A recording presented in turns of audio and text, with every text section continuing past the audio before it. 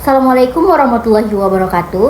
Halo semuanya, selamat datang kembali di channel saya. Pada kesempatan ini saya akan membahas sebuah studi kasus yang penting terkait serangan ransomware yang terjadi di Rumah Sakit Harapan Sehat.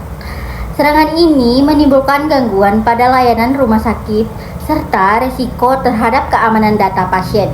Dalam materi ini akan dibahas mengenai faktor-faktor yang menyebabkan terjadinya serangan, fitur-fitur keamanan yang sebaiknya ada pada data center modern, serta rekomendasi untuk memperbaiki infrastruktur TI rumah sakit agar lebih tahan terhadap ancaman cyber. Yang pertama, analisis ketidakadaan atau implementasi data center yang tidak tepat. Serangan ransomware yang menimpa RSHS Jambi menunjukkan adanya kelemahan serius dalam pengelolaan infrastruktur TI rumah sakit tersebut. Beberapa faktor yang berkontribusi. Yang pertama, koneksi langsung ke internet tanpa perlindungan memadai. Server rumah sakit terhubung langsung ke internet tanpa firewall atau sistem keamanan yang kuat memudahkan akses bagi peretas. Yang kedua, kurangnya pembaruan sistem operasi dan aplikasi tidak diperbarui secara rutin, sehingga rentan terhadap eksploitasi atau malware. Yang ketiga, backup data yang tidak efektif. Tidak adanya backup data yang teratur dan tersimpan di lokasi terpisah membuat pemulihan data setelah serangan menjadi sulit. Yang keempat, tidak ada segmentasi jaringan, seluruh sistem terhubung dalam satu jaringan tanpa pemisahan, memungkinkan penyebaran ransomware ke seluruh sistem dengan cepat. Yang kedua, fitur keamanan data center modern. Untuk mencegah atau memitigasi serangan serupa, data center modern sebaiknya memiliki fitur-fitur. Yang pertama, kontrol akses fisik dan digital. Hanya personel yang berwenang yang dapat mengakses ruang server dan sistem kritikal. Yang kedua, pemantauan 24 jam per 7. Penggunaan kamera pengawasan dan sistem monitoring untuk mendeteksi aktivitas mencurigakan secara real-time. Sistem pencadangan dan pemulihan data. Backup data secara rutin dan tersimpan di lokasi terpisah untuk memastikan data dipulihkan secara serangan. Segmentasi jaringan. Memisahkan jaringan berdasarkan fungsi atau departemen untuk membatasi penyebaran malware. Yang terakhir, sistem deteksi dan respon ancaman menggunakan teknologi yang dapat mendeteksi dan merespon ancaman secara otomatis. Contoh penerapan fitur-fitur ini dapat dilihat pada MyoShield di AS yang menerapkan segmentasi jaringan ketat dan backup offsite harian.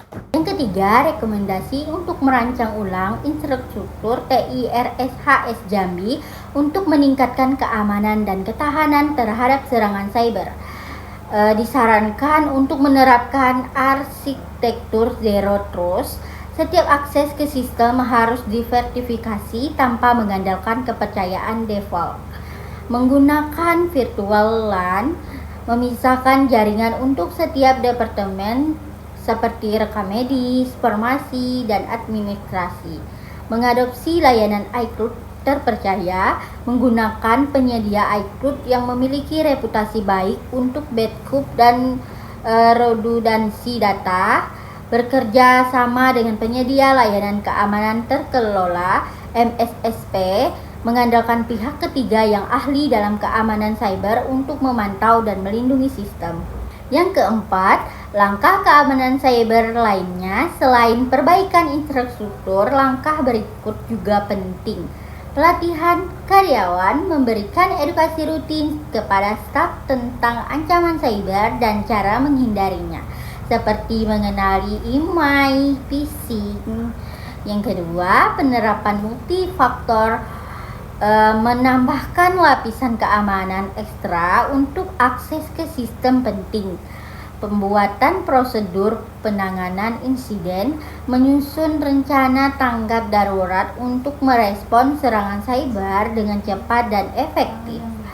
Yang kelima, dampak jangka panjang dan peran data center aman. Serangan ransomware dapat memiliki jangka panjang seperti kehilangan kepercayaan pasien. Data pribadi yang bocor dapat membuat pasien enggan menggunakan layanan rumah sakit. Kerugian finansial, biaya untuk memulihkan sistem, membayar denda, atau bahkan tembusan dapat sangat besar. Gangguan operasional, layanan medis terganggu yang dapat membahayakan keselamatan pasien dengan memiliki data center yang aman dan andal. Rumah sakit dapat melindungi data pasien. Sistem keamanan yang kuat mencegah akses tidak sah ke data sensitif. Menjamin ketersediaan layanan redundansi dan mencakup memastikan layanan tetap berjalan meskipun terjadi serangan, meningkatkan reputasi. Keamanan yang baik menunjukkan komitmen rumah sakit terhadap privasi dan keselamatan pasien. Sebagai tambahan, kasus serangan ransomware di Düsseldorf Universitas Hospital Jerman pada tahun 2020 menunjukkan betapa seriusnya dampak serangan cyber terhadap layanan kesehatan. Seorang pasien meninggal dunia setelah layanan darurat terganggu akibat serangan tersebut. Dapat disimpulkan, serangan ransomware di RSHJ Jambi menunjukkan betapa pentingnya pengelolaan keamanan teknologi informasi yang baik, khususnya di sektor layanan kesehatan dengan penerapan langkah-langkah keamanan yang tepat dan peningkatan kesadaran staf. Rumah sakit dapat melindungi data pasien, memastikan kelancaran operasional, dan menjaga kepercayaan masyarakat. Diharapkan materi ini dapat memberikan gambaran dan motivasi untuk meningkatkan keamanan infrastruktur TI di berbagai institusi. Mungkin hanya itu yang dapat saya sampaikan. Saya akhiri dengan wassalamualaikum warahmatullahi wabarakatuh.